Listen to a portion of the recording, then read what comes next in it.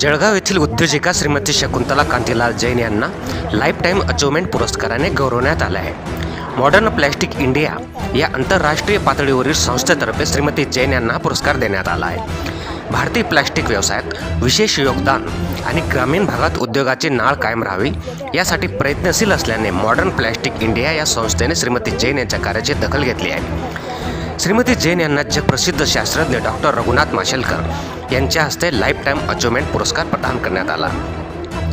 मुंबई येथील ताज lands and Vandre येथे हा सन्मान सोहळा झाला. यावेळी जिबली प्लास्टोकेम प्रायव्हेट लिमिटेडचे अध्यक्ष तथा व्यवस्थापकीय संचालक अविनाश जैन यांना देखील सर्टिफिकेट ऑफ ॲप्रिसिएशन गौरवण्यात आले. या कार्यक्रमात अनेक उद्योजकांची उपस्थिती होती. एक्सप्रेस वन न्यूजसाठी मुंबईहून सुनील कुमार ठाकूर यांची रिपोर्ट. मी शकुंतला कांतीलाल जैन जळगाव आणि हा मला पहिलाच अवॉर्ड मिळालेला आहे. पण माझे मिस्टरसुद्धा प्लास्टिक कागद तयार करायचे आणि पुष्कळसे शेतकरी 100-200 शेतकरी बसलेले असायचे.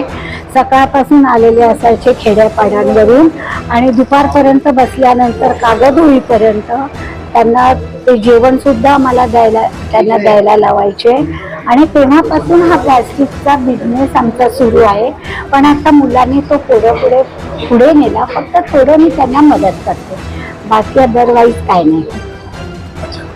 मोठ्या भावांचं पण जे योगदान आहे प्लास्टिक इंडस्ट्रीमध्ये, भाऊ मार्गदर्शन आहे आणि मोठ्या भाऊंचं लहान भावाला त्यांचं मार्गदर्शन राहिलं की तू प्लास्टिकचे दाणे कर, प्लास्टिकचं हे कर.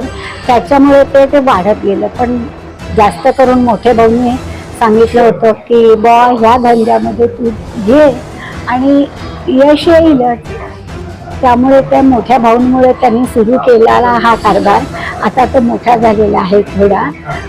त्यामुळे मला त्या दोघांचं खूप अभिमान आहे की मला डॉक्टर रघुनाथ माशेलकरांच्या हस्ते तुम्हाला लाईफ टाईम, त्याबद्दल तुमच्या भावना सांगा ना, काय वाटतं?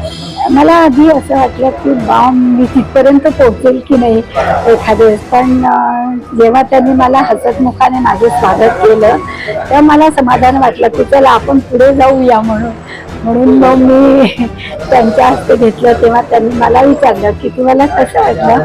मला खूप वाटलं आणि मला ह्या वयात तुमच्या हस्ते मिळाल्याबद्दल जास्त अभिमान आहे. त्यावेळी तुम्ही जे मनोगत व्यक्त केलं होतं उत्स्फूर्तपणे, त्याच्यातलं 2 मिनिटाचा पूर्ण गोषवारा तुम्ही सांगा. मी त्यांना सांगितलं की मला हे तुमच्याबद्दल माझ्याबद्दल मिळालेलं आहे, त्याबद्दल मला खूप आनंद झाला आहे आणि तुम्ही दिल्याबद्दल जास्त आनंद झालेला आहे. त्यामुळे मी तुमचेही आभार मानते. आणि आता भविष्यात काय करायचंय? आता मी जास्त काय करत नाहीये, फक्त तेवढं तुमचं मागचं बघते. अविनाश कांतीलाल जैन.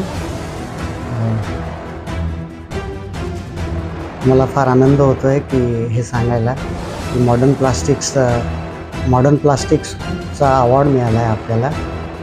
आईला life time achievement award in women's category rural for dedication and devotion to plastics. आणि मला सलग दुसऱ्यांदा हा अवॉर्ड मिळतो आहे JB प्लास्टोकेमला. फास्टेस्ट ग्रोईंग MSME म्हणजे लघु उद्योग वाढीव याच्यासाठी हा दुसऱ्यांदा अवॉर्ड मिळतो आहे.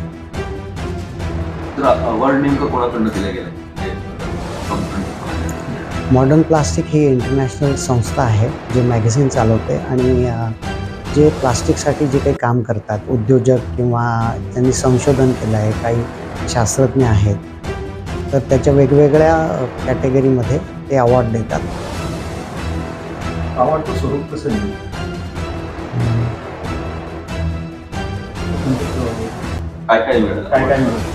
एक सन्मानपत्र असतं आणि ट्रॉफी असते आणि तुम्हाला एक ॲप्रिसिएशन पत्र मिळतं आणि तुमचं नाव, कमीत कमी जे तुमचं काम आहे ते थोडक्यात सांगितलं जातं की हे अवॉर्ड यांना का देण्यात आला आणि काय संदर्भात हा अवॉर्ड मिळाला आहे. किती वर्ष झाली तुम्हाला प्लास्टिक इंडस्ट्रीमध्ये? प्लास्टिक इंडस्ट्रीमध्ये 1980 पासून मोठ्या वडिलांमुळे प्लास्टिकमध्ये जैन परिवार आला. पहिले 1900 तसं PVC पाईप, त्याच्यानंतर बरेच काही प्लास्टिकचे ड्रिप इरिगेशन वगैरे सर्व आहे.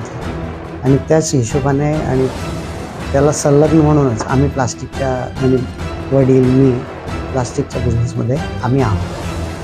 महाराष्ट्रातील फाउंडेशनकडून असा पुरस्कार दिला ना इंडस्ट्रीमध्ये.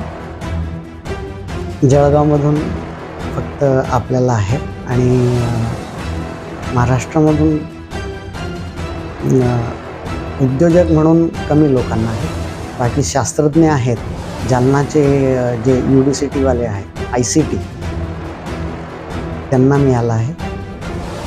अशी निवडकच लोक आहेत. औरंगाबादमधून 3 लोकांना मिळाले.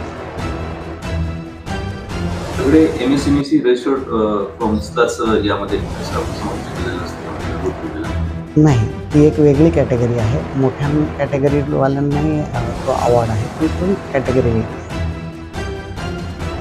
आता सध्या तुमचं कसं ग्रो चाललंय, म्हणजे पुढचं भविष्यात तुमचं टार्गेट काय? आता तुम्हाला तर अचिव्हमेंट एवढं चांगलं मिळालेलं आहे, पुढचं तुमची वाटचाल कशी असते? असं आहे, पुढचं प्लास्टिकचं भविष्य चांगलंच आहे. कारण प्लास्टिक हे जीवनावश्यक वस्तू आता होऊन गेली आहे. भरपूर लोकांना प्लास्टिकबद्दल थोडासा नाराजी असते, कारण प्लास्टिक डिस्पोजल व्यवस्थित नाही होत. पण डिस्पोजल व्यवस्थित नाही होण्याला तर कारणही आपणच आहे. ग्राहकाने अगर व्यवस्थित त्याचा लावला, म्हणजे निपटारा केला, आणि म्युन्सिपाल्टीने आणि बाकी सर्व उद्योजकांनी त्याला मदत केली, तर प्लास्टिकचं जे नाव खराब होत आहे ते बदलेलंही. आणि प्लास्टिक हे उन्नतीकारक क्षेत्र आहे, ज्याच्यामुळे देशाला आणि सर्व लोकांना रोजगार उपलब्ध होणार आहेत. त्यांच्या भरपूरशा गरजा ते पूर्ण करेल. तर आपलं JB प्लास्टोकेम नेमकं काय वर्किंग करतं, काय प्रोडक्शन?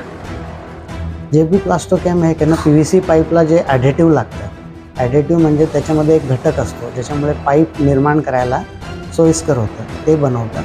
त्याच्यानंतर ONGCचं एक कंपनी आहे, ओपाल, त्याचे आपण डिस्ट्रीब्युटर आहोत, जे दाना बनवते रिलायन्ससाठी. कितीचं सध्या टर्नओव्हर आणि काय? साहेब, आमचा टर्नओव्हर, आमची माणसं आहेत आणि तीच आमचे ॲसेट्स आहेत. आमच्या टीम किंवा आमच्यावर जो लोकांनी भरोसा ठेवला आहे, आमचे ग्राहक आहेत, आमचे जे सप्लायर्स आहेत आणि आमच्याबरोबर जी काम करणारी माणसं आहे, हेच आमचं टर्नओव्हर आहे, हेच आमचं ॲसेट. किती लोकांची स्ट्रेंथ आहे?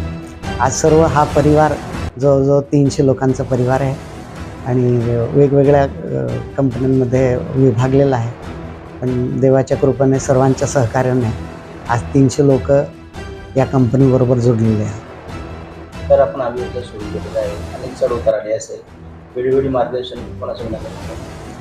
असं आहे सर, मार्गदर्शन मला सर्वात पहिले मोठ्या वडिलांचं आणि 5 भावंडांचं फार त्यांचं मार्गदर्शन, त्यांचा लोभ आणि त्यांचं सर्व सहकार्य मिळाल्यामुळेच आज मी इथे बसलो आहे आणि मी त्यांच्या ऋणामध्येच आहे. तर अशी काही एखादी घटना आयुष्यामध्ये की त्यात आहे JB प्लास्टो चालू असताना की खूप डाऊन आला आणि तुम्हाला असं खूप ते सहकार्य मिळालं, त्याबद्दल एखादी? 2020 मध्ये सर्व उलाढाल कोविडमुळे फार काही असे परिस्थिती फार निर्माण झाली होती. ग्राहकांचाही व्यवसाय कमी होता, सर्वांचा व्यवसाय कमी होता. पण आमच्या कंपनीमधला एकही माणूस सोडून गेला नाही. जेवढे ग्राहक होते त्यांनी प्रयत्न करून आम्हालाही सांभाळून घेतलं आणि सर्व मोठ्यांनी हे समजवलं की आयुष्य आहे, चढ येणार, उतार येणार, असं घाबरून जायचं नाही किंवा अशा परिस्थितीमध्ये लगेच निर्णय घेऊन तुम्ही ते निर्णय नेहमी किंवा बहुतांशी चुकीचे होतात. तर आपण या परिस्थितीमध्ये थोडंसं पेशन्स दाखवायला पाहिजे किंवा शांततेत काम केलं पाहिजे. या गोष्टींचा फार माझ्यावर व्यापक असा परिणाम झाला. तर आमचे सर्व जे सहकारी मित्र आहेत आणि ग्राहकांनी आम्हाला फार सहकार्य केलं आणि तो टाईमही जो देशावरचा कडक टाईम होता, तो शांततेत आणि देवाच्या कृपेने कोणाचीही वाताहत किंवा असं झालं नाही. अवॉर्ड वगैरेची पार्श्वभूमीवर ते आता प्लास्टिक क्षेत्रामध्ये कोणाला काय सांगतो? माझं हेच म्हणणं आहे की तुम्ही एक वेगळ्या पद्धतीने याचा विचार करा. प्लास्टिक हे फ्युचर आहे